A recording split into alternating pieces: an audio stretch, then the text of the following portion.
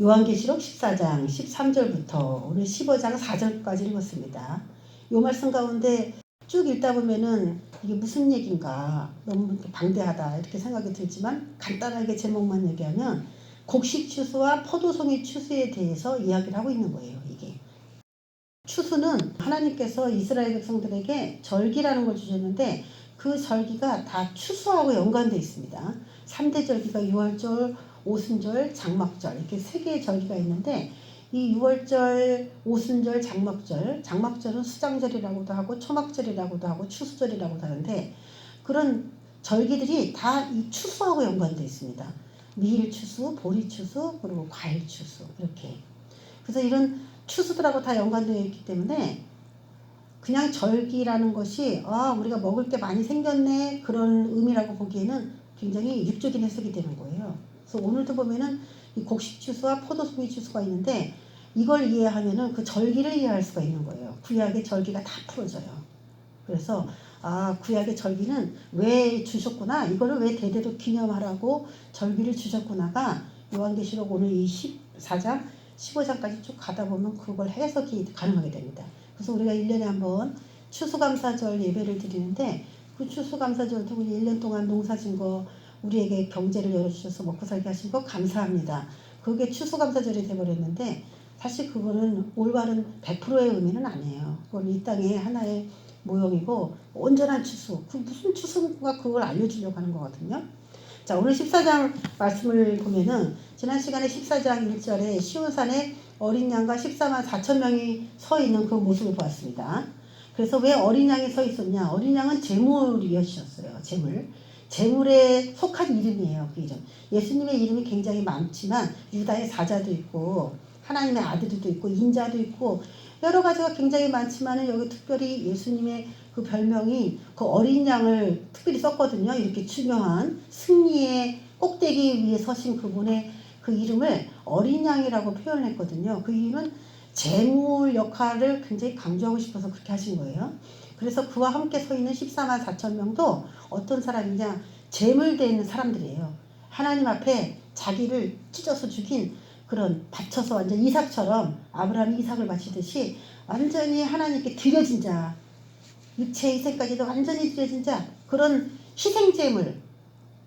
희생제물의 역할을 그들이 잘했기 때문에 그들의 그 고귀한 피, 그걸 강조하고 싶어서 어린 양이라고 하는 그 이름을 쓴 거고, 왜 시온산에 서 있느냐? 예루살렘도 있는데 왜 이스라엘을 대표하는 시온산이라는 이름을 썼느냐? 예루살렘보다 더 시온산이 어떻게 보면은 다윗을 연상시키는데 그 이유에 대해서도 이야기했죠. 그래서 예수님께서 통치를 정확하게 시작하시는 천년왕국이라고 하는 완전한 이제 예수님이 만왕의 왕이 되셔서 통치하기 시작하는 그 시즌부터를 예루살렘 성전을 그분이 지었잖아요. 그래서 거기서 하나님과 만남이 이루어졌기 때문에 주체가 예루살렘은 솔로몬 왕을 생각하게 돼요. 그래서 아직 솔로몬 시대가 오기 전에 다윗 시대를 다윗 산성을 지은 시온산을 생각하는 그런 마음으로 여기서 시온산을 적어놓은 건 아직 예수 그리스도의 천년왕국이 시작되지 않았다. 그 바로 전이다. 이런 지역적인 이름을 통해서 주시는 또 예언적 메시지가 있는 겁니다. 그래서 14만 4천 명이 지금 서 있는 거는 아직 그 천년왕국이 되기 전이라는 얘기를 하고 있구나. 그럼 지금도 계속 순교의 제물로 누군가가 희생제물로 드려지고 있는 그런 상황 가운데 지금 14장이 기록이 됐다는 것을 이해를 해야 되는 거예요. 그러면 이 타이밍을 제가 언제라고 소개했냐면은 우리가 용어를 이제 분명하게 알아야 되는데 요한계시록에서 7년 환란이라는 말이 있고 3년 반 대환란이라는 말을 저는 정확하게 구별을 해서 씁니다. 그래서 7년 환란을 7년 대환란이라고 여태까지 우리가 많이 들었기 때문에 그런 혼란을 겪으면 안 돼요. 그래서 7년은 나팔이 부러지기 시작하면서 3분의 1의 재앙이 급속도로 쏟아지기 때문에 7년은 환란이 맞습니다. 그래서 7년은 그냥 환란 이렇게 우리가 명명하기로 하고, 또 그 중에 적그리스도가 42달을 통치하면서 자신의 이름의 표와 경배를 강요하는 그런 시즌이 와요. 42달. 그래서 성경에서는 1260일, 42달, 한때 두때 반때라는 이름으로 계속 적그리스도의 통치 기간을 말하고 있습니다. 그래서 이 마태복음 24장을 읽어보면 언제부터 큰 환란이라고 말하는지 정확하게 나오는데, 멸망에 가증한 것이 거룩한 것에 선 것을 볼 때에 그때에 큰 환란이 있다라고 아주 정확한 시기를 말해주기 때문에 적그리스도 통치 기간 42달만을 대환란이라고 불러야 한다. 제가 그렇게 여러분에게 설명을 하는 거예요. 그래서 이제 7년 환란 가운데 딱 절반은 그래도 좀 나팔이 부러지지만 3분의 1이기 때문에 좀 봐줘요. 그렇지만 이제 후 3년 반으로 갈 때는 대환란이기 때문에 그때는 3분의 1이 아니라 뭐 대거 모든 자연계와 사람의 모든 살상들이 그냥 다 이루어지는 거죠. 굉장히 무서운 시대가 되는 겁니다. 그런 대환란의 구조 가운데 지금 14만 4천 명이 어린 양과 함께 서 있는 거기는 어디냐? 분명히 하늘이라 그랬어요. 그래서 이스라엘의 시온산이 아니고 하늘에 있는 것이다. 그러면 지금 하늘과 땅에 있는 것을 제가 지난 시간에 이렇게 분리해서 설명을 했는데, 지금 현재 시점은 7년 환란 중에 딱 가운데에 7째 나팔이 불면서 부활을 한 상태에서 하늘에 있는 그 자들을 묘사한 겁니다. 근데 여러분 이제 기억하셔야 될 게 2라고 하는 숫자와 12라고 하는 숫자는 엄연히 다르다는 것을 알아야 돼요. 12는 제자의 총수지만 2라고 하는 수는 현재 살아서 존재하는 사람들만 2라는 숫자로 뺐다 그랬어요. 그래서 숫자를 구별을 잘 해주고 있습니다. 그럼 14만 4천 명은 12라고 하는 숫자랑 맞물리기 때문에, 그러면 우리가 한 가지 짚고 넘어가야 될 게, 그 전 3년 반 끝나고서 딱 부활이 됐잖아요. 승천하고 부활이 됐잖아요. 그래서 그 사람은 천열매라고 인정이 됐어요. 모든 사람 중에 장자야, 장자라고 인정이 됐어. 근데 12이야. 12 곱하기 12,000 해가지고 14만 4천이 나왔기 때문에. 그러면은 이제 끝난 것인가? 12제자라고 불릴 만한 14만 4천 명은 이제 모집이 끝난 건가? 처음 익은 열매다, 장자다 라는 것이 대환란 바로 들어가기 전에 탁 올라갔다면 그 사람들로 과연 끝난 걸까? 그렇게 생각할 수 있는데, 오늘 말씀을 통해서 이제 그걸 나눠볼 거예요. 그러면 그 대환란에서 죽은 사람들 있잖아요. 거기서 순교한 사람이 많이 있거든요. 그 사람들은 14만 4천 명에 못 들어가나? 그 사람들은 누군가? 그런 이제 의문이 나오게 됩니다. 자, 그런 것에 대해서 나눠보는데, 우리가 14장에서 천사 셋이 날아가면서 무너졌도다 큰 성 바벨론이여 영원한 복음 하나님에게만 경배하라.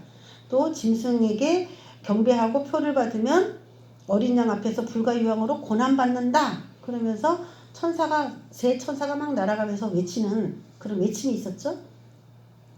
천사가 외친다 그러는 게 무슨 뜻일까요? 사람들이 영적으로 그거를 알아들었다는 거예요. 생각한다는 거예요. 그런 소식이 이미 주주기를 통해서 막 나왔기 때문에 그 당시에 활동하는 사람들도 물론 있겠지만은 그런 사람들을 천사라고 볼 수도 있는데, 하늘의 소식을 전하기 때문에 영적 존재이기 때문에 육을 위해서 사는 존재가 아니라 영적 존재로서 이 땅에 영적인 소식을 전하기 위해서 외치는 자들이기 때문에 천사라고도 볼 수가 있는 겁니다. 그래서 그 자들이 어떤 메시지를 전하는데 사람들이 그걸 모르냐? 다 안다는 거예요. 이 땅은 무너졌어. 그리고 이 표를 받으면 안 돼. 그거 지금 안 믿는 사람도 지금 다 알아요.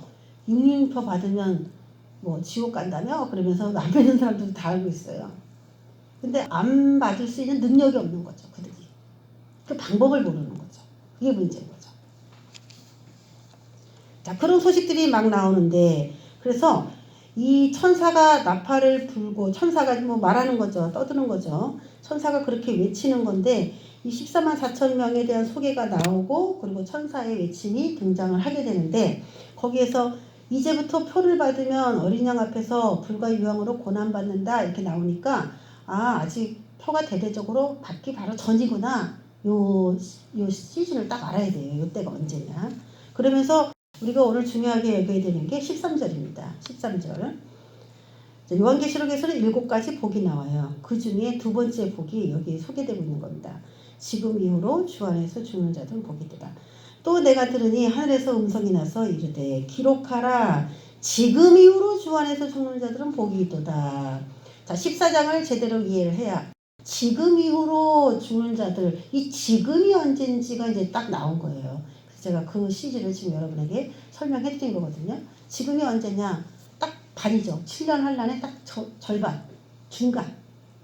이제부터 표를 받고 경배하면 어린 양 앞에서 불가유형으로 고난받아. 이제부터. 그렇게 이제 나팔이 불어졌어요.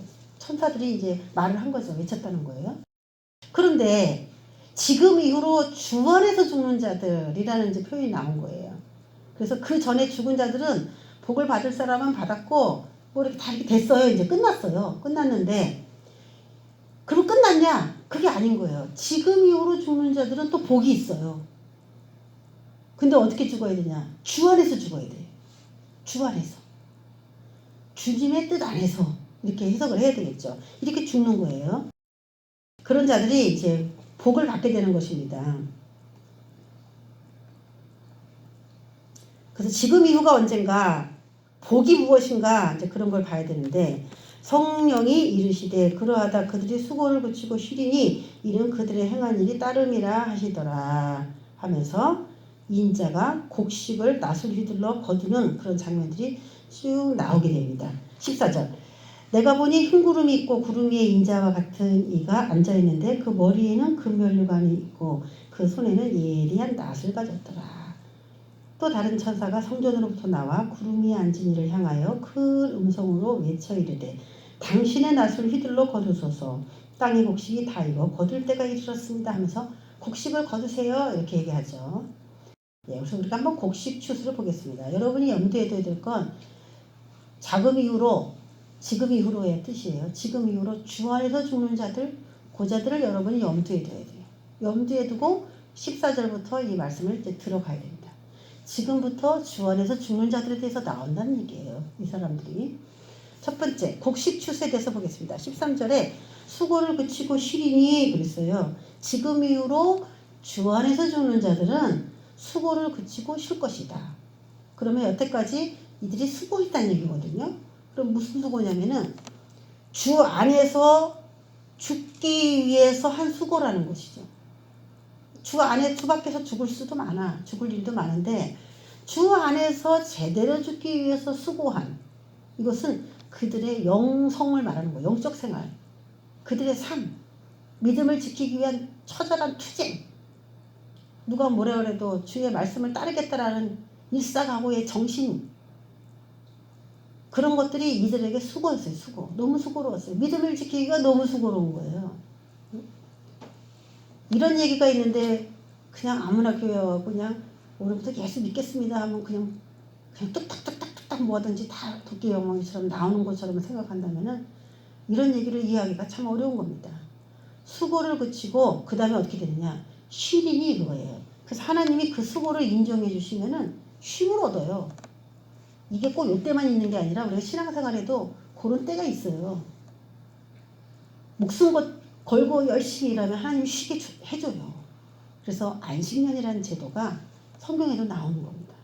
땅을 계속 일만 시키지 않아요. 6년 지나면 7년째 안식년을 줘요. 우리에게는 6년마다 이렇게 딱 주진 않지만 하나님을 위해서 열심히 일을 하면은 더 이상 안 되겠다, 쉬어야 되겠다 할 때 주님이 딱 쉼을 주는 거예요. 그거를 불안해하고 뭔가 잘못된 것처럼 생각하는 이 한국교회의 그런 생각들이 좀 많이 있어요. 근데 그런 시즌이 있다는 걸 여러분들 기억해야 됩니다. 하나님을 위해서 충성한 자들에게 주시는 그런 휴가예요, 이게 바로. 자, 수고를 그치고 쉬리니, 자, 요 얘기와 비교하기 위해서 지난 시간에 우리가 읽었던 거, 짐승과 그의 우상에게 경배하고 그의 이름표를 받는 자는 누구든지 밤낮 쉼을 얻지 못하리니 라는 말이 나왔어요. 계속 고난당하는 거죠. 계속. 자신이 그렇게 행동했기 때문에. 그래서 우리가 표를 받으면 더 편하지 않느냐. 짐승의 표를 받고 그냥 잘 먹고 잘 살자. 하나님, 아유, 하나님한테 잘해서 뭐해. 보이지도 않는 분. 이렇게 생각하는데 그 모든 자들이죠. 하나님을 무시하고 뭐 그분의 경고를 듣지 않는 모든 사람들인데 그런 사람들은 쉼이 없어요. 이 땅에서는 잘 먹고 잘 살고 인정받았고 뭐 남보다 편하게 살았는지 모르겠는데 이 땅에 쉬고 편한 만큼 하나님 앞에서는 이런 쉼이 없는 그런 미래가 또 있다는 겁니다.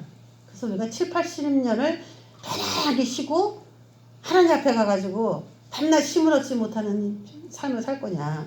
물론 이거 불신자가 많겠죠. 밤낮 시무렇지 못하리니 수고를 그치고 쉬리니 죽음이 진정한 쉼이 돼야 되는데, 안식이 돼야 되는데 죽음이 도리어 고통이 될 수가 있는 거죠, 어떤 사람에게. 그래서 뭐 사람들이 뭐 너무 고통스러우면 막 자살합니다. 쉬려고 자살해요. 근데 명심해야 될 게 죽었다 그래서 모든 사람이 다 쉴 수 있는 건 아니라는 거죠. 오늘 말씀 보니까. 쉴 수 있는 것도 자격이 필요한 겁니다. 자격이.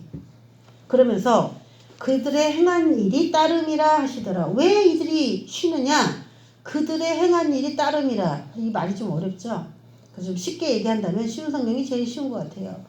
이는 그들의 착한 행실이 그들을 따라다니기 때문이다 이거예요. 영원히 남아있기 때문이다. 그들의 착한 행실이 그들을 따라다녀서 그들을 쉬게 해준 것이다. 그러니까 이 땅에서 착한 일을 많이 해라는 거예요. 응? 하나님이 보시기에 선한 일, 하나님이 원하는 일을 이 땅에서 많이 해야 온전히 쉬지 그러지 못하다는 거거든요.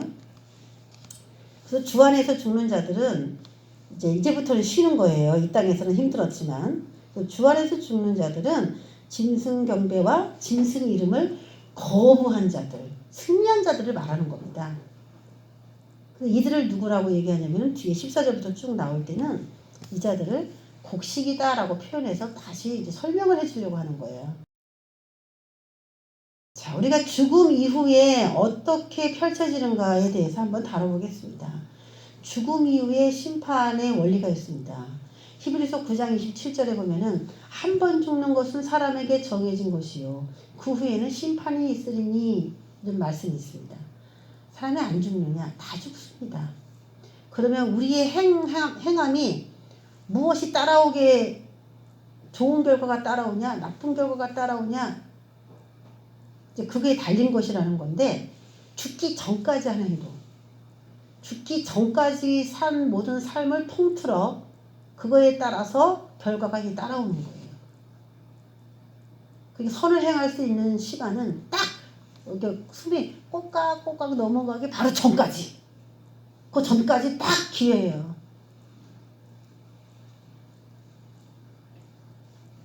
그래서 그때 선을 행하지 뭐 꼴깍꼴깍 할 때 그때 어차피 다 놓고 가는 거 그때서 내 거를 뭐 어떤 가난한 사람에게 주겠습니다. 뭐 그것도 하나님께서 인정하시겠지만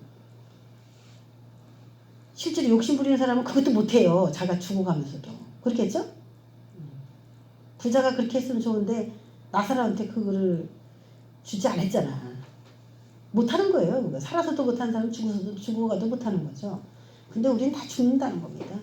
한 번 죽는 것은 사람에게 정해져 있다. 태어나면 다 죽어요. 전 초등학교 때 상여가 막 나가는데 죽음에 대해서 진짜 많이 생각했어요. 그래서 상여 제도는 어떻게 보면은 그 어린아이들은 무섭다 이렇게 말할 수도 있지만은 저는 그 초등학교 때 그 어른들이 관짝을 메고서 막 노래를 부르면서 가는 거를 이렇게 보면서 죽음에 대해서 제가 무진장 많이 생각했어요. 죽음이 뭐길래 사람을 저렇게 가둬도 아무것도 모르는 건가? 어떻게 이렇게 움직이던 사람이 죽어서 저기 안에 이렇게 들어가 있는 건가? 죽음이라는 건 뭐지? 그 죽음에 대해서 엄청나게 골똘하게 많이 생각했어요. 저 사람들은 끝난 건가? 생각도 못하나? 답답하다고 못 느끼나? 그러면 그 사람은 어디 갔나? 막 이런 거. 저 사람들은 어디 갔지? 그럼 나는 어떻게 해서 여기 와 있는 걸까? 태어나갖고 여기 있는 걸까? 나는 누굴까? 막 이런 거였잖아요. 나는 누구지? 저 사람도 자기가 나라 그러고 나도 나라 그러는데 나는 나를 알겠는데 저 사람은 자기도 알까? 뭐 이런 거 있잖아요. 나 같은 사람이 많은 거야. 그럼 나는 내가 이해하겠는데 저 사람은 또 자기를 나라고 하겠지. 그럼 이 많은 나들이 도대체 어떻게 하다가 여기 이렇게 오게 된 건가? 그 나들이 도대체 어디서 왔나? 그리고 그 나들은 어디 가나? 막 초등학교 때 너무 철학적이었어. 제가 몸이 별로 안 좋았었는데 그때 몸이 되게 약한 사람이었는데 그래서 이렇게 항상 이렇게 좀 죽음을 생각했던 것 같아요. 죽은다면 어떻게 되나 뭐 이런 거. 막 뛰어놀고 이런 거보다는 앉아가지고 항상 이렇게 생각하는 그런 어린 시절을 보냈어요. 뛰어노는 건 힘이 안 되니까 늘 이제 저건 뭐지 저건 뭐지 저 사람은 왜 저렇게 하지 맨날 앉아가지고 마당에서 그것만 생각하는 거야. 그런데 그것이 청소년기를 지나면서 예수를 제가 짱 믿고 이제 주일학교 선생님을 하기 위해서 기독교 서점에 가서 책을 막 이렇게 보고 신학교를 그때 결혼하기 전에 신학교를 들어갔는데 그러다가 이제 자꾸 기독교 서점 갈 일이 많아졌어요. 그래서 기독교 서적을 이렇게 보는데 뭐 내세론이라는 책도 있고 사후세계에 대한 책들이 많이 있는 거예요. 그래서 제가 어렸을 때부터 관심 가졌던 부분이기 때문에 그 책들을 사서 집에서 막 읽었어요. 근데 모르겠어 솔직히 읽어도 몰라. 너무 철학적이고 막 너무 심오한 말씀들로 교수님들이 다 쓴 책이야. 그게 신학 무슨 그때 당시 내세론을 정립을 했을 정도면은 일반 사람은 그 내세론 자체에 정립을 못해요. 죽은 사후세계를. 그런데 신학교에는 그 내세론이라는 그 조직신학의 과목이 있었기 때문에 이들이 그걸 연구해서 막 써올 거야. 지금도 제가 그 책을 갖고 있는데 지금 읽어보면 조금 너무 허황되다 이런 생각이 들어요. 허황돼. 어떤 죽은 사람의 이야기를 토대로 내세론을 정리했더라고. 그래서 그것은 썩 맞진 않는데 이 요한계시록에서는 성경에서 대부분 죽은 자의 세계에 대해서 많이 좀 다뤄주기도 하는데 관심이 없거나 눈이 열리지 않아서 잘 못 보는 경우가 많고 요한계시록은 특별히 사후세계에 대해서 말해줄 수 있는 중요한 단서들이 많이 나와요. 우리가 살아있을 때 오늘 하루를 사는 거에만 목표를 두면 안 되고 죽기 전까지 주어진 시간이다. 그 인식을 이 성도들은 가져야 됩니다. 오늘 하루를 내가 죽기 전에 선을 행해야 되는 그 시간이라는 개념을 많이 가져야 돼요. 그거에 깨어 있어야 돼요. 왜 내게 이 하루를 허락하셨는가? 한 번 죽는 것은 사람에게 정해져 있다. 그 후에는 심판이 있다. 또 야고보서 2장 13절에 매우 중요한 말이 나와요. 긍휼을 행하지 아니하는 자에게는 긍휼 없는 심판이 있으리라. 긍휼은 심판을 이기고 자랑하느니라. 근데 보통 다른 번역본을 제가 딱 찾아보니까 자랑하느니라가 빠졌어요. 그래서 긍휼은 심판을 이기느니라. 모든 번역본들이 대체적으로 자비, 긍휼을 자비라고 번역을 했고 자비는 심판을 이기느니라 이렇게 번역을 했어요. 이게 무슨 말이에요? 내가 남에게 살아있는 동안에 옆에 있는 사람이 어렵다, 힘들다, 죽어간다, 망한다 이런 얘기를 들어도 눈 하나 까딱하지 않고 자비를 베풀지 않으면은 그 사람도 하나님 앞에서 자비함을 못 받는 그런 심판 때를 통과하게 될 거라는 거예요. 너도 다른 사람이 불쌍한 거를 불쌍하다고 생각 안 했으니까 나도 너를 불쌍하게 생각하지 않겠다. 그게 부자가 결국에 음부로 들어가서 불꽃 가운데 고통하는 그 내용이었거든요. 그런데 긍휼을 베푼 사람은 심판을 이기느니라예요. 심판을 이기느니라. 심판의 저울이라고 봤을 때 그거 딱 올려놨어. 심판을 하려고 무게를 달았어. 그런데 뭐 벨사살 왕처럼 부족함이 되었느니라 그래야 되는데 이 사람이 묵직한 거야. 예. 근데 고린도서에 우리가 봤잖아요. 3장에. 그날에는 불로 그 공력을 나타낼 것이다. 불 속에 들어가서 태워지는 선이냐 태워지지 않는 선이냐에 따라 해가 임할 수도 있고 상을 받을 수도 있고. 그래서 모든 사람에게는 이 심판이라는 것이 늘 있기 때문에 그것을 늘 염두에 두고 살아야 되는 겁니다. 우리말 성경에서 제일 좀 쉽게 번역을 해서 제가 써놨어요. 자비를 베푼 자에게는 심판을 면해 주실 것입니다. 이거예요. 심판을 면해 준다니까 심판 자체를 안 받는 게 아니라 심판을 받는다 할지라도 그 점수가 이제 높으니까 다룰 필요가 없이 이제 제외되는 거죠. 그런 것이죠. 자, 이게 오늘 우리가 말하는 주 안에서 죽은 자들은 복이 있도다의 그 복입니다. 이 사람들이 지금 어떻게 해서 시온산 꼭대기에 서고 14만 4천 명이라는 이름을 걸고 그 어린 양과 같은 그 영광을 누리느냐? 이 사람들이 사람들에게 많은 긍휼과 자비를 베풀었다는 얘기가 돼요. 그걸 인정받았기 때문에 그래요. 그래서 여러분 이 땅에서 제일 큰 긍휼과 자비를 베푸는 방법이 뭐가 있을까? 여러분 그걸 생각해 본 사람과 생각하지 않고 산 사람은 인생이 끝날 때 완전히 극과 극의 상황에 놓이게 됩니다. 그럼 여러분이 지금 할 수 있는 가장 큰 긍휼과 우리가 생각할 수 있는 큰 자비는 무엇이 있을까? 여러분 한번 생각해 보세요. 우리가 할 수 있는 일 중에 가장 큰 긍휼과 가장 큰 자비가 뭐가 있을까요? 여러분이 생각하는 거에서 한번 말해보세요. 뭐가 다른 사람을 자비를 베풀었다고 인정받을 만한 걸까요? 제일 크다고 생각하는 거. 복음을 전하는 거. 그렇죠? 그거예요. 그래서 목사가 되세요. 할렐루야! 목사가 되는 거야. 네? 목사가요, 사람들은 다 안 한다고 그래요. 제가 목사님 많이 막 목사 되라고 하는 사람 중에 하나인데, 고생한다고, 어렵다고, 다 알아, 어려운 거. 사람들이 모르는 사람이 없어. 그래서 다 기피하는데, 여러분 일생을 마감할 때요, 가장 뜻있게 사는 사람은 뭐냐면은, 복음을 전하는 거예요. 특별히, 이 복음이라는 거는 예수님 믿으세요. 그런 단순한 이야기 같은데, 이 성경 구절 하나하나를 그 사람이 이해할 수 있도록 하나하나 먹여주다 보면 그 사람이 자기가 어디서 실패를 했고 왜 이런 인생을 살게 되고 앞으로는 어떻게 살아야 되는지 길이 보여요. 자기가 잘못 살았는지 잘 살았는지 이 정답지입니다. 이게 인생의 정답지예요. 그래서 이 정답지를 보게 되면은 다른 일을 하기에는 너무나 허송세월 같다라고 하는 그런 인식이 들어오게 돼 있어요. 사람은. 그래서 제가 성경 공부에 막 목을 메고 했던 거예요. 돈 안 받아도 좋다 이거예요. 무료로. 괜찮아. 왜? 나도 성경을 잘 모르니까 가르치면서 성경을 더 많이 알기를 원하는 것도 있었고, 또 하나는 내가 아는 것만 하나님이 물론 부셨으니까 제가 뭐 순종하는 마음으로 한 것이지 내가 하겠다고 한 건 아닌데, 그게 얼마나 그 사람을 살리는 일인가를 제가 알기 때문에, 그래서 이단들은 그걸 알고 다 무료 성경 공부합니다. 근데 개신교는 다 돈으로 받아. 그게 교회가 잘못된 거죠. 저는 그걸 아주 잘못했다고 봅니다. 하다못해 신천지도 무료 성경 공부시키잖아요. 다 웬만한 데가.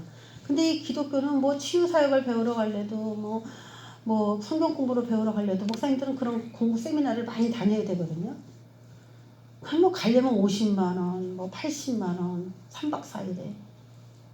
한 번도 제대로 간 적이 없어요, 우리는. 그래서 독학하는 거야, 독학. 뭐 3박 4일 갔다 오면 성경이 뚫어지냐? 또 그것도 아니잖아. 여러분 3박 4일 공부했다 그래갖고 뭐 성경이 다 열어져요? 성경이 이렇게 두꺼운데?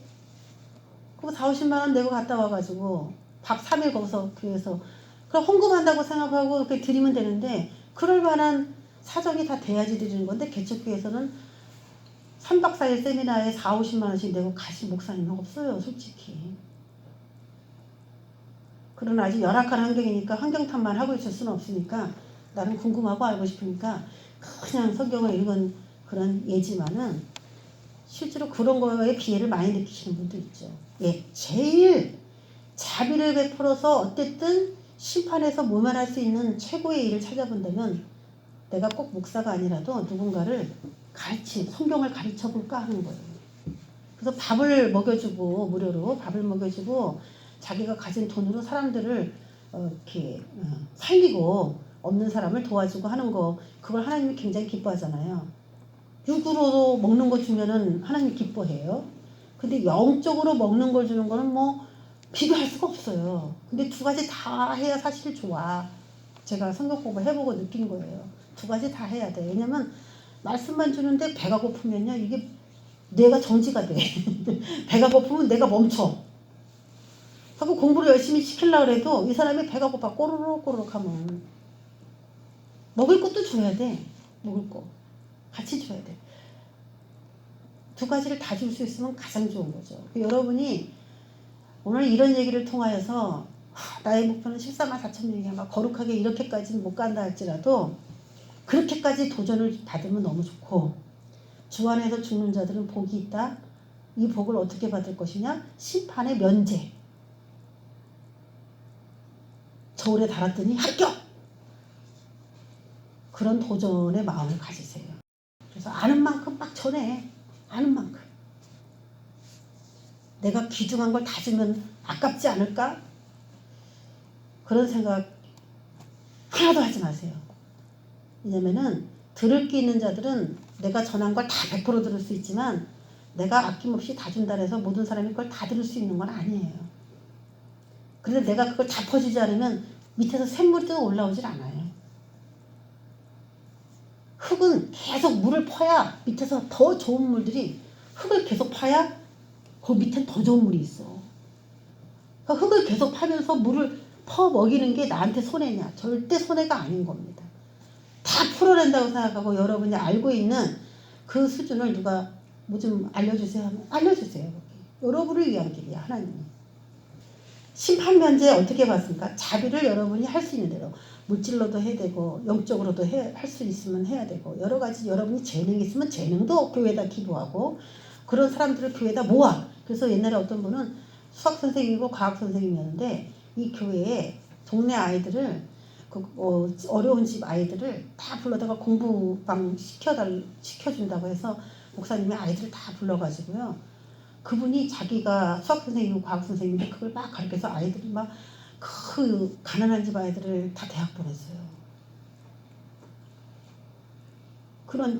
그래서 하나님이 정말 살아계시다는 거. 그 아이들이 다 믿는 아이들인데 자기 부모가 자신에게 잘 못해주니까 정말 그 예수 믿고 싶지 않은 거지, 그 아이들이. 그런데 교회에서 그렇게 막 하면서 정말 하나님 살아계시구나. 좋은 대학들 다 가고. 누구 일하겠어요? 주님의 일을 하는 겁니다. 사회 어디 나가도. 그렇게 교회에다가 재능 기부를 하시고 여러분 각자 또 하실 수 있으면 이건 내 재능이니까 내가 다 써야지. 내 돈 버는 데 써야지. 그렇게 생각하면은 살아있을 때는 잘 먹고 잘 살고 호의호식 할 수 있지만 주님 앞에 섰을 때는 문제가 돼요. 자, 오늘 이 곡식을 추수하는 이 사람들, 익은 곡식을 추수하라. 이것은 곡식을 이야기하는 게 아닙니다. 이거는 영적인 그리스도인을 일컫는 말들입니다. 그래서 이제 앞으로 13, 15, 16 밑을 쭉 같이 이렇게 읽었는데 거기 읽은 내용 중에 주 안에서 죽는 자들, 여자들하고 똑같은 말이 땅의 곡식이 다 익어야만 죽어요. 익어야만 순교도 허락이 되는 겁니다. 흠없고 점없어야 제물로서 인정이 됩니다. 그리고 곡식이 거두자다. 다 익었다, 곡식이다, 죽은 자다 이런 말들이 앞으로 나오는데 요거는 다 영적인 그리스도인들, 성숙한 그리스도인들을 일컫는 용어예요. 이 용어 자체가. 곡식이다. 근데 익은 곡식이다. 이거 익었다. 이거 익은 게 벼이삭을 말하는 게 아니에요. 사람을 말하는 거라는 거예요. 곡식이다 이것도. 자, 그러면 과거에 추수된 익은 곡식들의 명칭들을 한번 살펴보겠습니다. 11장에 보면 두 증인이 부활하고 승천한 이야기가 나오죠. 12장에 보면 여자가 아들을 낳아서 그 아들이 하나님의 보호자에 올라가는 장면이 나옵니다. 그리고 14장 우리가 오늘 봤듯이 14만 4천 명이 승천해서 시온산에 있는 걸 봤어요. 그 사람들이 다 추수된 익은 곡식들인데 그 사람들은 이제 과거의 사람이에요. 그리고 오늘 나온 이 본문에서는 추수되는 곡식으로서 이 사람들과 똑같은 사람인지 아니면 이 사람들하고 좀 시대적으로 다르니까 다른 사람인지 어디에다가 이 사람을 넣어야 되는 사람인지 그걸 우리가 이제 파악을 해야 됩니다. 자, 14절에 보면 구름 위에 인자 같은 이가 앉아 있는데 머리에는 금면류관이 있다 이런 얘기를 했습니다. 손에는 예리한 낫을 가졌다. 자, 인자 같은 이가 추수하시는 그분인데 자, 독특한 게 나오죠. 머리에는 금면류관이 있다. 손에는 예리한 낫이 있다. 그래서 이 금면류관이라는 것은 머리를 굉장히 빛내줍니다. 머리를 사람들이 쳐다보게 되죠. 그래서 요셉을 보면은 11별이 자신에게 절했잖아요. 11별이. 그리고 12장에 보면은 여자의 그 머리에 별이 12별이 둘러서 있었죠. 이렇게 여자한테. 그러니까 여자가 아름다운 거예요. 머리가. 그게 이제 그 여자의 머리에 별이 있었다는 얘기하고 요셉에게 별들이 11별이 절을 했다는 거하고 굉장히 흡사한 설명이죠. 그게 뭐냐면 이제 반딱반딱반딱 하는 건데 그 다니엘서 보면 12장에 보면은 그 별을 지혜라고 얘기를 해요. 지혜 있는 자들은 하늘의 궁창이 별과 같이 빛나리라. 이런 말들이 나와요. 그래서 머리가 금으로 연단된 거죠. 금은 변하지 않아요. 그것 때문에 자꾸 성경에서 금을 씁니다. 금은 타지 않는다. 금은 색깔이 변하지 않는다. 영원히 변하지 않는.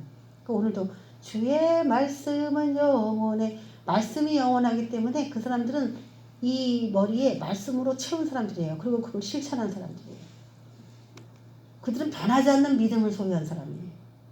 그래서 금면류관을 썼다라고 어떤 사람 이긴 자들에게도 사용하고 오늘 14절에 있는 인자 같은 이에게도 추수하시는 그분에게도 그렇게 이름을 지어주고 있습니다. 손에는 예리한 날, 이 곡식을 베는 건데 익은 성도들을 이렇게 벤다는 얘기는 땅속에 뿌리박고 있는 곡식을 자르는 거죠. 그럼 곡식의 입장에서는 무슨 느낌이에요? 곡식의 입장에서는? 죽음이야. 곡식의 입장에서는. 땅에다가 양분을 받고 있는데 탁 베니까 이제는 목베임 당한 것처럼 느껴지는 요 본문이에요. 이게 바로 목베임 당한 20장에 나오는 것처럼. 그래서 하나님께서 지혜를 인정해 주시고 자신의 심판의 권행을 하나님의 그 심판의 권한을 행하도록 이 인자 같은 이에게 주니까 심판권을 주니까 이분이 자신의 손으로 그 성도를 베는 거죠. 성도를 이렇게 추수하는 거죠. 곳간에 들이기 위해서 누구든지 지식의 여부에 따라 행동하게 되어 있기 때문에 이 인자 같은 이의 이 지식은 굉장히 선한 지식이고 완전한 지식이고 또 거기에 따른 행동은 뭐냐? 너 지식이 완전하니까 내가 너를 인정한다. 그리고 네가 사람들을 심판하고 사람들을 그렇게 할 수 있도록 잘할 거라고 내가 믿는다. 그리고 낯을 그분에게 준 거죠. 하나님이.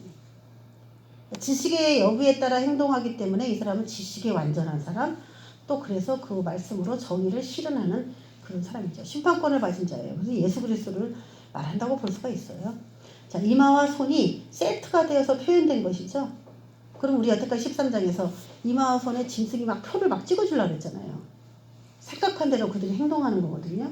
이게 짐승의 표인데 인자 같은 이도 그분이 가지고 있는 지식에 의해서 옳고 그름을 판단하고 익은 곡식들을 추수할 수 있는 그런 분이기 때문에 이마와 손을 세트로 그렇게 구성을 해놓은 겁니다. 자, 하나님의 표를 받든지 아니면 짐승의 표를 받든지 이마와 손에 포커스를 계속 맞추고 가고 있는 거 보면은 이분은 하나님 보시기에 완전하신 분이라고 인정된 하나님의 그런 동일하신 분이다. 그렇게 볼 수가 있는 겁니다. 그러면서 거둘 때가 이르렀다. 15절에 그렇게 나와요. 거둘 때가 이르렀다. 그 마태복음 13장 보면은 가라지와 곡식을 가만두어라. 추수 때까지 함께 자라게 두어라. 그런 말이 나와요. 그래서 곡식하고 가라지가 막 같이 자라는데 저걸 그냥 뽑아버릴까요? 했는데 뽑지 말라는 거예요. 그 추수 때까지 같이 자라게 두어라. 왜 그런가 봤더니 이 가라지 같은 것들이 이게 얽어매는 성질이 있습니다. 그래서 이렇게 같이 자라면은 곡식을 뿌리를 이렇게 땅을 보면은 얽어요. 이렇게 얽어가지고 가라지를 뽑으면 혼자 절대로 안 뽑혀. 이 곡식을 같이 들고 일어나 얘가. 그러니까 성도들하고 지금 성도가 아닌 참 성도가 아닌 그런 가라지가 같이 공존을 하는데 추수 때가 되기 전까지 뽑으면은 아직 이 곡식이 연글지가 않았기 때문에 같이 뽑으면 이 곡식도 못 쓰게 되는 것이죠. 근데 추수 때 뽑는 이유는 이 곡식이 익었기 때문에 이제 뽑혀도 먹을만 하기 때문에 그래서 그때는 추수가 가능해요. 그때는 배도 돼. 그래서 하나님 저거 심판해 주세요. 빨리 심판해 주세요. 하지만은 그게 도리어 나를 위험하게 할 수 있어요. 그러니까 하나님이 모든 걸 다 기다리는 겁니다. 그래서 우리에게 기다리라고 하는 것도 은혜가 되는 거예요. 그게. 근데 막 추수 때가 되면 그냥 쑥 자라지 가라지가 곡식보다 더 잘 자라요. 왕성하게. 더 잘 되는 것처럼 보여. 가짜가 더 잘 되는 것처럼 보여. 이 땅에서는. 근데 심판 때가 되면은 찌질하게 자랐던 곡식이 하나님께 인정받는 이 세상의 이치하고 아주 똑같아요. 뭔가 저 사람은 잘 나가네 그랬던 사람이 도리어 불구덩이에 들어갈 수가 있고 저 사람은 왜 저렇게 크지도 못하고 저래 했던 사람이 의외로 하나님 앞에 잘했다 고 칭찬받을 수가 있는 것이죠. 그래서 곡식이 싹 거두어졌습니다. 그래서 이 곡식은 제가 볼 때는 매우 주님 앞에 일을 잘한 사람, 인자가 직접 거둡니다. 인자가 낫을 휘둘러서, 자, 곡식 자세히 볼게요. 14절부터. 인자 같은 이가 앉으셨는데 예리한 낫을 갖고 있고, 14절은 끝나요. 근데 15절에 또 다른 천사가 성전으로부터 나와서 외칩니다. 거둘 때가 됐으니까 거두소서, 낫을 휘둘러소서 하고 외치니까 그 구름이 앉았던 낫을 갖고 있던 그분이 곡식을 거두는 거예요. 그래서 지금 누가 등장했냐면 인자 같은 이와 또 다른 천사가 등장을 한 거예요. 그거 잘 기억하세요. 천사가 거둘 때가 됐어요. 그러니까 인자 같은 이가 다 거둔 거죠. 자, 17절부터 보겠습니다. 또 다른 천사가 하늘에 있는 성전에서 나오는데 역시 예리한 낫을 가졌더라. 추수할 게 또 있다는 거죠.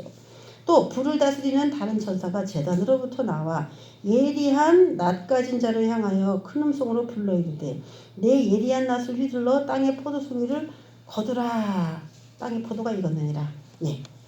잘 보세요. 17절에 또 다른 천사가 예리한 낫을 갖고 있는데 18절에 불을 다스리는 다른 천사가 제단으로부터 나와서 큰 음성으로 낫을 휘둘러라. 포도가 익었다. 이렇게 얘기를 해주죠. 자, 아까하고 비교가 좀 됩니까?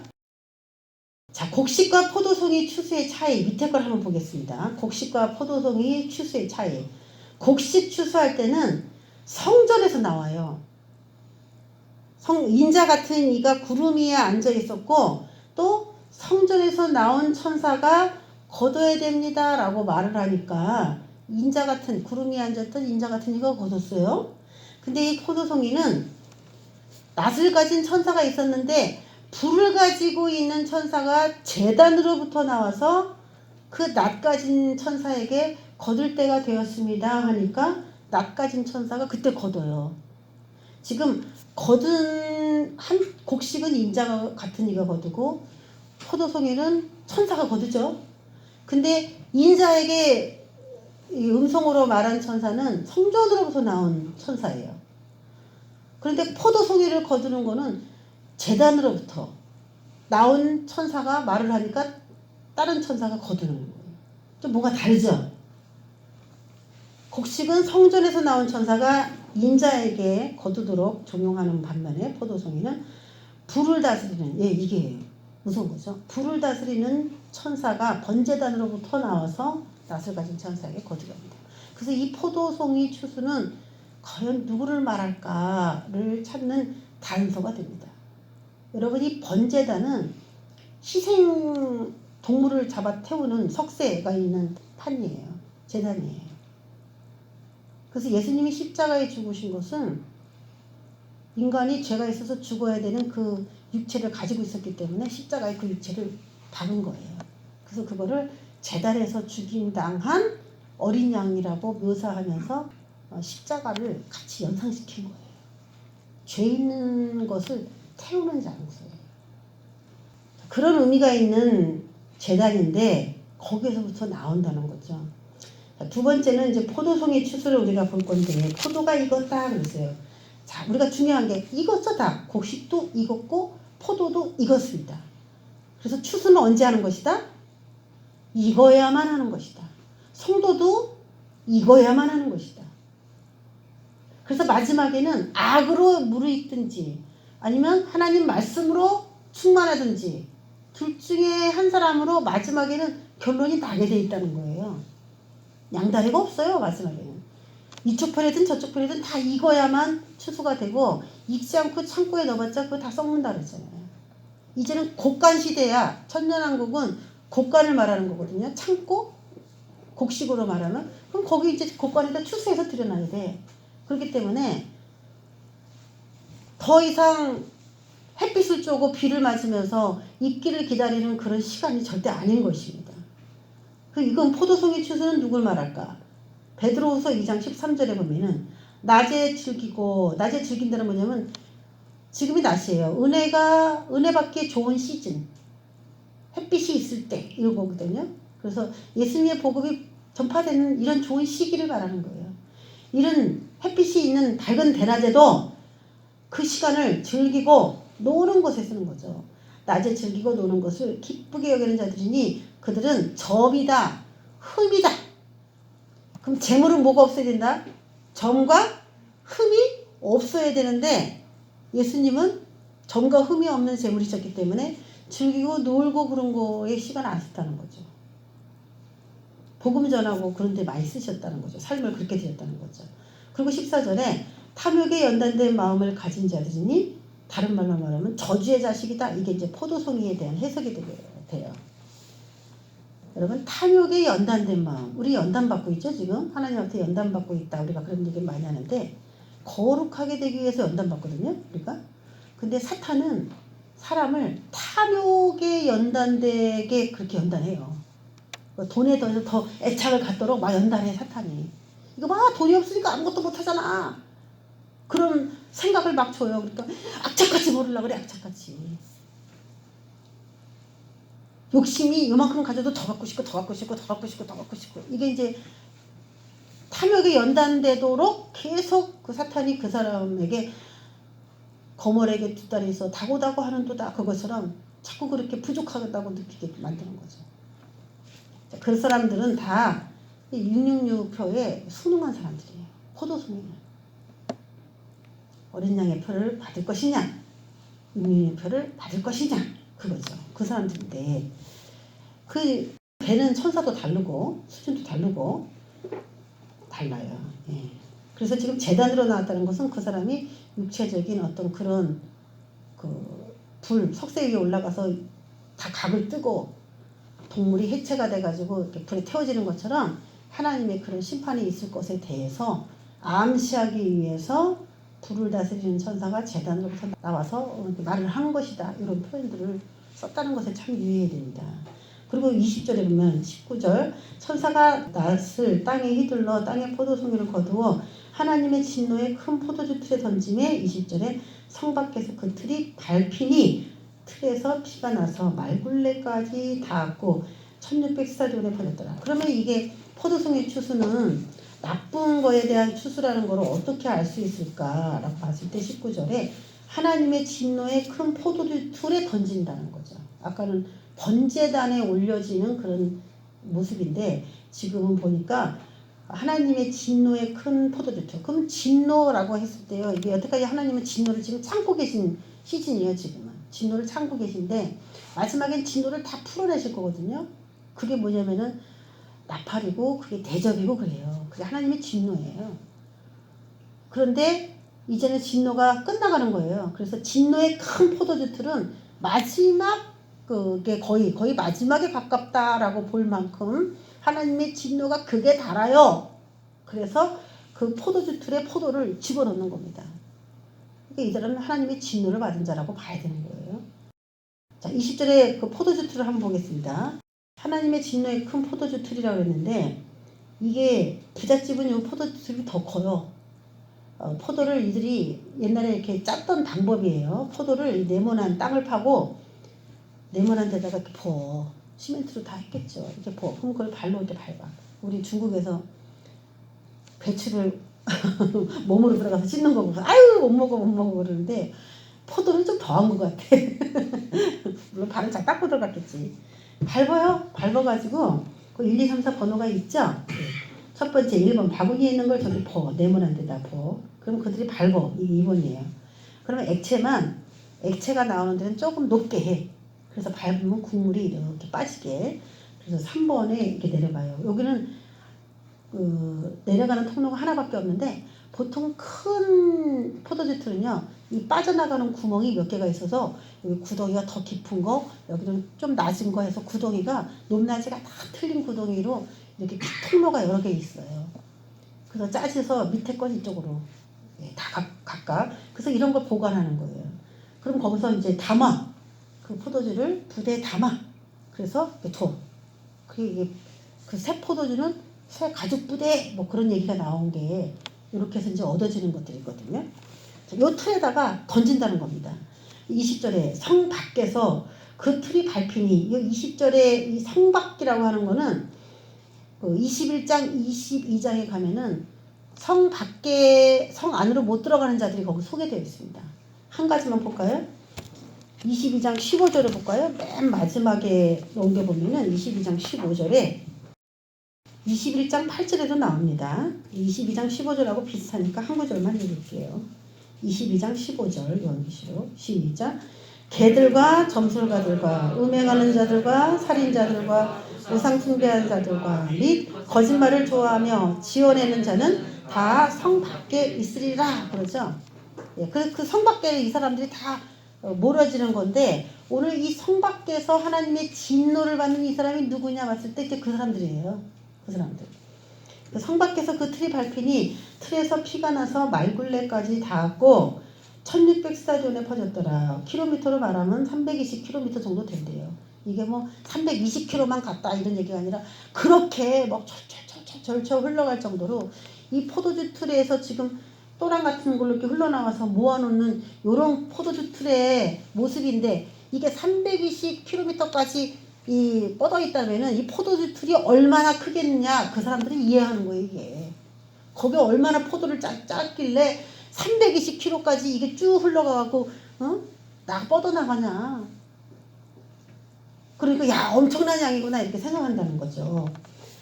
자, 이 지금 곡식추수, 포도추수 이런 얘기를 왜 사용하냐면은 이것이 지금 초막절, 장막절, 다른 말로 말하면 추수절입니다. 수장절이라고 합니다. 수장, 저장하는 거예요. 저장절이에요. 그것에 대해서 암시하고 있기 때문에 추수는 분명히 이스라엘 3대 절기하고 상관이 있다고 했습니다. 그 중에 오늘 이 장면은요. 장막절에 대해서 이야기를 하는 거예요. 장막절. 이렇게 해서 농사가 1년 농사를 다 해. 그럼 밀추수, 보리추수는 6월절, 오순절에서 끝나고 장막절은요. 곡식 추수와 과일 추수가 같이 됩니다. 두 가지가 다. 그래서 오늘 그럼 왜 하나님 앞에 거룩하지 못한 사람을 포도로 비유하고 왜 이들을 곡식으로 비교했냐. 알곡과 쭉쭉이로 해도 되고 알곡과 가라지로 해도 되는데 왜 알곡과 포도로 그렇게 구분을 했을까라고 봤을 때 시즌을 말해주려는 거예요. 이게 지금 장막절이라는 거예요. 장막절과 상관이 있다. 그래서 하나님 만물 농사 끝내는 거다 이거예요. 그리고 추수감사할 때 우리가 곡식을 있게 하신 하나님께 감사하지만은 그게 그 뜻이 아니라 너희들이 이거줘야 된다. 너희들이 내 창고, 천국이라고 하는 내 창고에 들어갈 바로 그 사람들이다. 그 얘기를 해주고 싶어서 오늘 포도와 굳이 곡식으로 표현한 거예요. 이게 이제 서신서마다 다 좀씩 틀리죠. 어떤 걸 갖다 끌어다가 비유를 말하느냐 그 취지가 다 다른데 오늘은 장막절, 초막절. 그래서 이 초막은 무슨 의미 있냐면요. 초막절이면 곡식과 모든 과일을 거두어 저장을 하는 그 당시의 절기였고 그래서 그런 행사를 그들이 했고 두 번째는 이 초막절의 의미가 이스라엘 백성들이 광야에서 훈련받았잖아요. 그때 초막을 치고 살았거든요. 텐트로 살았잖아요. 그들이 텐트로 이렇게 살았어. 근데 하나님께서 약속하신 이제 가나안 땅에 갔어. 가나안 땅에 가가지고 그 광야 시간 동안에 우리가 텐트를 치고 사는 거에 대해서 기억을 하면서 초막절을 지냈어요. 절기로. 그때는 자기 집에서 살지 않고 자기 집 앞에다가 나무로 이게 집을 지어서 가건물을 지어서 거기서 초막절을 7일 동안 이렇게 지내는 그런 절기를 그들이 가졌습니다. 광야 때에 생각해서. 그래서 이 과일이 익어가지고 곡간에 들어갔다는 말하고 이스라엘이 애굽에서 나와서 광야에서 가나안 땅 들어갔다는 얘기랑 같은 건데 가나안 땅이지만은 이들이 초막절날 초막에서 살았거든요. 이게 또 이중적 예언인 거예요. 지금 현재는 가나안 땅인데 가나안 땅에서 이 초막절을 지내기 위해서 일부러 나무로 집을 또 짓는 거야. 임시거처에서 자는 거야. 이들이. 이게 초막절이거든요. 여기까지 이해가 잘 되십니까? 그래 제가 뒷얘기를 해요. 지금 현재 자기 집이 있는데 초막절 날에는 임시거처에서 산단 말이죠. 과거를 회상하면서. 이게 뭘 말하냐면요. 이스라엘에게 가나안 땅에서 집이 두 개라는 얘기가 되는 거예요. 분명히 가나안 땅이긴 한데 임시거처라는 집이 하나가 있고 참거처라고 하는 그런 거처가 하나 있다는 거예요. 그래서 아까 시온산 같은 경우는 뭐가 될까요? 어떻게 보면 시온산과 예루살렘 두 가지를 놓고 보면 시온산은 임시거처고 예루살렘은 참거처 이렇게 볼 수가 있겠고요. 우리가 도표상으로 여러분에 계속 보여드린 그런 도표상의 언어로 따진다면은 천년왕국은 임시거처가 되고요. 영원 세계는 참거처가 됩니다. 그래서 사람들은 천년왕국이 없을 것이다 라고 말을 하는데 저는 천년왕국이 없을 거라고 말 안 해요. 천년왕국이 지금 초막절 같이 모든 거둔 것들이 이렇게 고갈에 들어간 것처럼 이스라엘이 들어갔긴 들어갔는데 초막절로 들어갔다라는 거죠. 그래서 초막절에 취소됐다는 거죠. 이거는 임시거처로 들어간다는 얘기가 되는 거예요. 그리고 영원 세계라고 하는 완전한 거처로 그렇게 가는 그 두 가지의 거처를 말씀해주고 싶어서 이 초막절을 가나안 땅에 들어갔지만 일부러 임시거처를 지어서 과거를 회상하는 그런 절기로 만들었다. 그게 이제 모형이 되는 겁니다. 자, 그러면 이 사람들이 어떤 사람일까 대충 감을 잡는다면은 대환란 때에 그 어려운 시간 가운데서도 하나님의 환란을 참은 사람들인가 보다. 순교한 사람들인가 보다. 그래서 이제는 판결이 나기를 너는 곡식이야, 너는 포도야 라고 이제 최종적인 지금 판결을 내리는 거잖아요. 14장에. 그러면 이건 재판이 거의 끝마무리에 와 있다는 얘기를 하는 거거든요. 곡식이다, 포도송이다. 그래서 하나님이 적극적으로 심판하는 그런 내용인데 그러면 이제 후 3년 반이 거의 끝나고 하나님이 최종적으로 저울에 달아서 너는 여기, 너는 여기 이렇게 보내는 그런 장면 같잖아요. 14장이. 그러면 그게 맞나 봤더니 15장에 가니까 그게 나옵니다. 자, 1절은 나중에 보고 2절 제가 오늘 볼게요. 내가 보니 불이 섞인 유리바다 같은 것이 있고 짐승과 그의 우상과 그의 이름의 수를 이기고 벗어난 자들이 유리바닷가에 서서 하나님의 검은 고를 가지고 노래하는 장면이 나와요. 근데 그 노래가 모세의 노래, 어린 양의 노래라는 노래였어요. 자, 이 자들이 누구냐? 유리바다, 불이 섞인 유리바다에 있는 이 자들은 누구냐면 짐승과 그의 우상과 그의 이름의 수를 이기고 벗어난 자들. 그러니까 대환란 끝났어요? 안 끝났어요?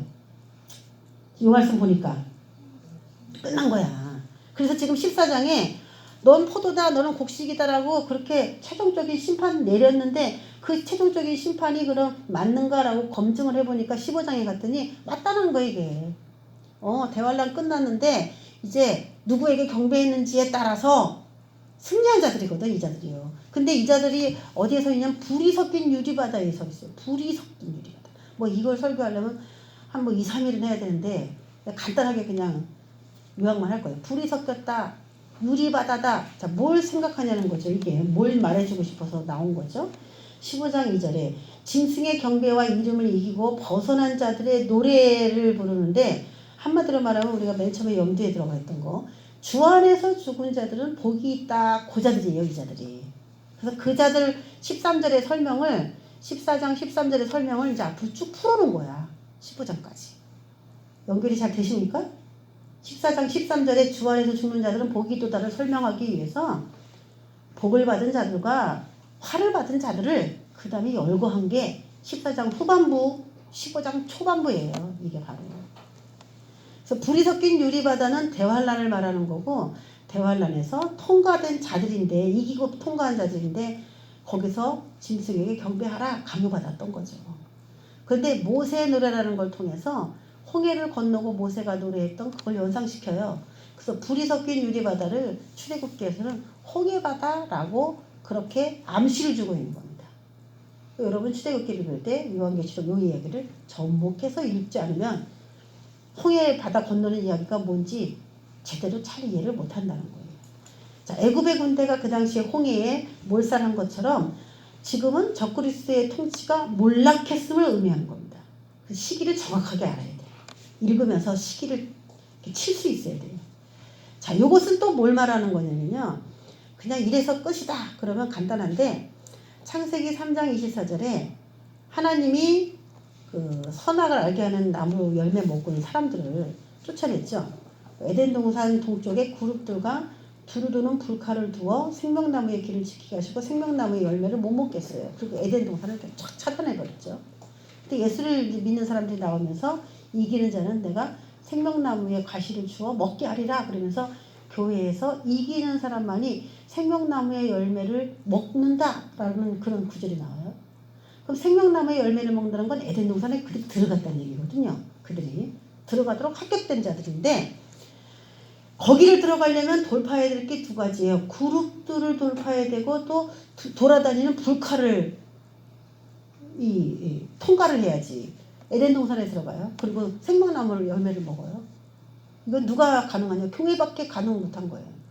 교회 중에 이긴 자가 그걸 돌파하고 들어가서 생명나무 열매를 먹을 수가 있게 되는 건데, 그 두 가지 그룹들 불칼, 이게 이제 불칼이라고 하면 여러분 그냥 말씀이잖아요. 말씀에 순종하기 위해서. 또 그 짐승의 표 받으면 너 영원히 불못이다. 그 말씀이 두루두루 불칼이야. 그 사람 이렇게 푹 해갖고 죽이는 게 망나니죠, 망나니. 그 망나니가 칼을 휘두르듯이 그런 불칼의 위협을 통과하고 그룹들을 통과해야 되는데, 이 그룹들은 누굴까요? 여기서는요, 못 가게 가로막는 사탄 그룹들이라고도 볼 수가 있어요. 사탄을 통한 환란의 불을 통과하고 짐승의 표를 받아라 그거죠 뭐. 환란의 불을 통과하고 에덴 동산을 되찾아 들어간 사람들의 이야기를 지금 하고 있는 겁니다. 14장이 15장에까지. 저와 여러분이 예수만 믿는 게 끝이 아니라요, 우리를 사탄을 왜 진작에 진멸하지 않을까요? 하나님이 우리가 그 사탄의 유혹에 싸워 이겨서 승리하고 우리가 에덴 동산을 취할 때까지는 걔가 필요한 거예요. 사탄의 역사가.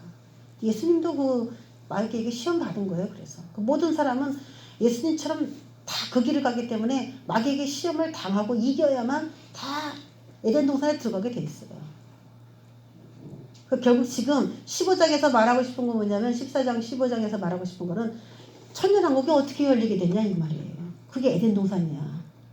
천년왕국이 어떻게 열리게 됐느냐, 그 자들이 에덴 동산인 천년왕국을 쟁취한 것이다. 그래서 천년왕국이 인간의 것이 되는 것이지, 가만히 있다고 해서 그게 에덴 동산이 덥석 문을 열고 어서 오세요 이렇게 하는 거는 아니라는 거를 보여주는 겁니다. 우리가 예수를 믿고 나는 하나님을 믿었더니 뜻대로 다 잘 됐더라, 기도하니까 다 잘 됐더라, 그런 사람은 아직 모르는 거예요. 불이 섞인 유리바다를 통과하는 것이, 그것이 다 하나님 그 에덴 동산 들어가는 과정이었다면은 남녀노소 누군가 다 귀천 없이 다 그 통과해야 되는 겁니다. 그래서 예수 믿으면서 예수 믿는다는 이유로 환난 받는 거는 감사하고 기뻐해야 되고, 우리에게 에덴 동산이 매우 가까이 왔다는 뜻입니다. 할렐루야. 예수 믿는 것 때문에 고통받아보지 않은 사람은 예수를 제대로 믿었다고 볼 수가 없는 것이에요. 그러니까 예수 믿는 사람이 힘들고 어렵고 그렇게 가는 것을 저 사람 뭔가 신앙생활 잘못한 거 아니야? 이렇게 생각하면 안 된다는 거예요. 그 사람은 주님의 길을 잘 가고 있다, 이렇게도 볼 수가 있는 것이죠. 자, 에덴 동산은 누가 찾습니까? 끝까지 그 생명나무의 열매를 먹고 영생을 바라는 그 사람들이 취하게 되는 그 땅이라는 것을 아셔야 됩니다. 자, 끝까지 익은 곡식이 되어서 하나님의 국가에 먼저 들어가는 자가 제일 낫겠지. 늦게 가는 자가 낫겠어요? 빨리 가는 자가 낫겠어요? 아, 지금 보니까 그냥 얼른 들어가는 게 제일 나을 것 같아. 이것저것 다 나중에 이 시즌에 같이 있으면요, 아우 힘들어. 지금 이게 우리가 신앙생활하기 좋을 때에 열심히 성장을 해서 나눠받는 거야. 이 뜨거운 불에 들어갈 거냐, 아니면 그냥 약한 불에 오래 있을 거냐. 그래도 삶아지긴 해, 사람이 다. 그래도 다 익어져. 그래서 우리에게 30년, 40년, 50년 신앙생활을 하게 하시는 게 감사한 이유입니다. 시간을 아끼시고 때를 잘 분별하셔서 여러분이 가장 좋은 신앙생활이 어떤 신앙생활일까, 그걸 점검하는 저와 여러분 되시기를 주의 이름으로 축원합니다. 기도하겠습니다. 하나님 아버지 감사합니다. 창세기부터 인간이 놓치고 있었던 거 요한계시록 하니까 하나하나 그 땅을 차지하는 사람들의 이야기가 나옵니다. 못 들어갈 것이라고 생각하지 말고 그 땅을 우리에게 주실 것이다 라고 믿었던 그 믿음을 하나님께서 이스라엘 백성들에게 필요하다고 요구하셨습니다. 못 들어가 하는 사람은 못 들어갔는데 들어갈 수 있다라고 하는 여호수아와 갈렙은 들어갔습니다. 그 땅이 과연 뭘 말할까? 바로 이 에덴 동산이었습니다. 그 거인족 무서워하지 않고 내 밥이다 라고 생각한 그 사람들이 들어간 것처럼 사탄의 영향력이나 그런 위험들을 밥이다 라고 생각할 수 있는 그 믿음 우리에게 주시옵소서.